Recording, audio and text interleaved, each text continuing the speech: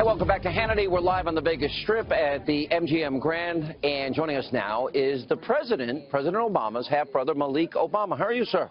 It's an honor to meet you. Likewise. You doing okay? I'm doing pretty good. All right, let's. In fact, great. You doing great? I'm doing great. I'm a big critic of your brother. Does it bother you? No. Do you agree more with me or with him? I don't know. It all depends on the subject. On the subject matter? Yeah. Tell me about your relationship with your brother. How is it? Well, it used to be good, but I think since he's become the president, you know, he's changed. Why? I can't reach him. He doesn't even talk to you?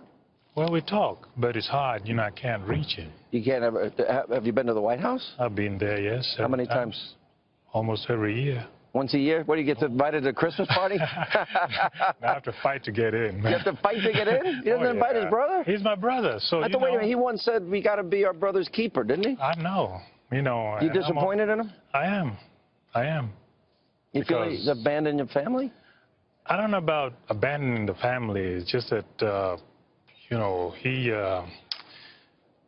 when he became the president, you know, and from what I know of him, you know, I thought that, you know, there were a lot of expectations, and we thought that, you know, charity starts from home. Yeah. You know, and not that we wanted to be, to get everything all at once, but at least... I'm the president. My brother gets to come whenever he wants. He has a free pass. That's just the way family is. Well, I know John F. Kennedy, he had his brother, right there. Robert Kennedy, right there. Yeah. You know, so I thought that maybe, you know, we could, you know, be a family and just you're hurt. Just disappointed. Yeah. Yeah, and, you know, I would have thought that it would have been different. Your brother will never talk to me. I'd be nice to him. He's the president. I'd be nice. He actually talked about me a lot when he was running for office, and even said he wanted to send some guy to beat me up, tear me up. Well, before he was running for office, he was everybody's friend. You think the office has changed him? Has changed him. I think he's been sucked into that matrix. Yeah. And mesmerized by the power. You think so? I think so.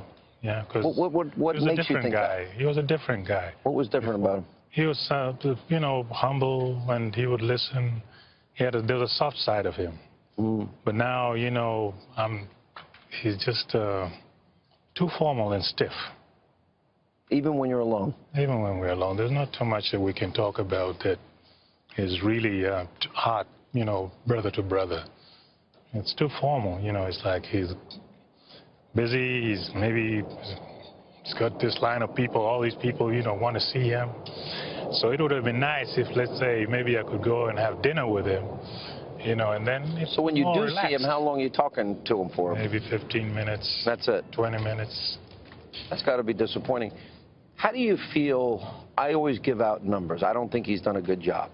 We have 95 million Americans out of the labor force, the lowest labor participation rate since the 70s, the worst recovery since the 1940s, the lowest home ownership rate in 51 years. Since your brother's been president, 13 million more Americans on food stamps, 8 million more Americans in poverty, and he once said $9 trillion in debt is irresponsible and unpatriotic. We almost have 20 trillion. He's accumulated more debt than 43 presidents before him combined. Am I being a tough critic, or am I saying he didn't really do that good? Well, you're spewing out the numbers. The numbers speak for themselves. You know, the numbers... numbers are numbers. Being spewed, you're spewing them out, so... I'm not going to argue with that, because the thing is that I myself, you know, I would have liked for him to do better, because he was a community organizer when I first met him.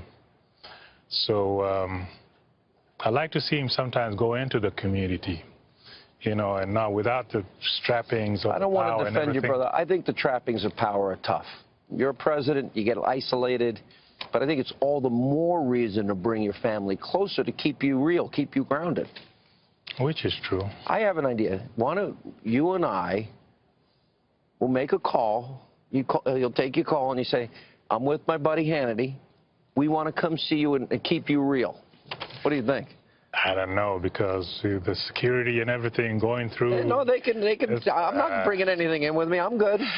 I'm not. I was out there I'm going to respect the office of the president. I was in there one time. Yeah. And going out, I see a Marine. You know, there's a Marine out there. And he was the coolest guy. Semper Fidelis. Yes, sir.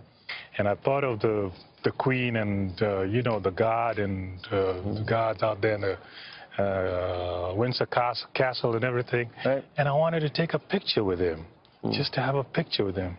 And my brother said no. No? And I don't know if it's a security thing. He's the president. If you wanted the picture, you could have had the picture. You know, it's just a simple thing like that. So, and I've tried to get friends just for him to shake hands with and know, okay, these are my I bet if you played golf, you'd see him more often. He plays a lot of golf, you know. Oh, yeah. Oh, yeah. What is your future? Who are you going to vote for in this election? Mr. Trump. Why Trump? He built a fantastic business empire. And I don't see why he can't do that for the country. I hope he could. You know? The country needs help. Another thing is that the Republican Party is the party of Lincoln. Lincoln freed the slaves.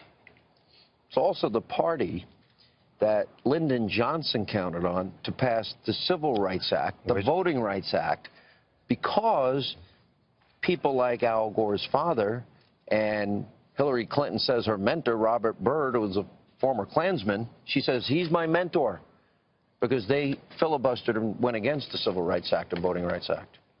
Okay, I'm not really sure I know about that. No, I'm telling you. I know my stuff. I'm a professional. Another thing is that George W. Bush, he reopened the immigration case for my aunt. I remember that. Yeah.